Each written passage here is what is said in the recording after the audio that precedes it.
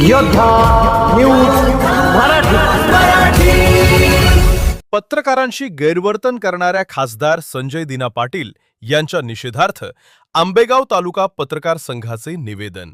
ईशान्य मुंबईचे खासदार संजय दिना पाटील यांनी पत्रकारांशी शिवीगाळ अरेरावी करत जोडे मारण्याची धमकी दिल्याच्या घटनेचा आंबेगाव तालुका पत्रकार संघानं काळ्या फिती लावून तीव्र निषेध व्यक्त केला।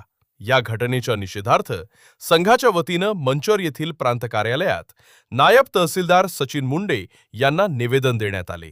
यावेळी पत्रकार संघाच्या पदाधिकाऱ्यांनी सांगितले की एका वादग्रस्त राजकीय वक्तव्यावर प्रतिक्रिया जाणून घेण्यासाठी इलेक्ट्रॉनिक माध्यमांचे काही पत्रकार खासदार संजय दिना पाटील यांच्याकडे गेले असता त्यांनी पत्रकारांना धमकावत गलिच्छ भाषेत शिवीगाळ केली व जोडे मारण्याची धमकी दिली।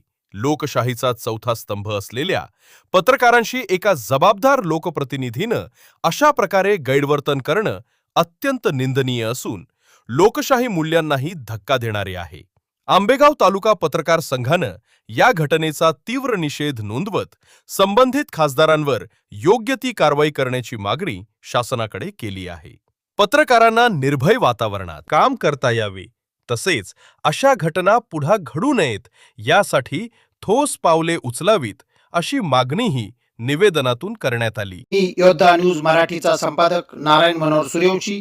रोजच्या खात्रीशीर बातम्यांसाठी पाहत रहा आमचे न्यूज चॅनल।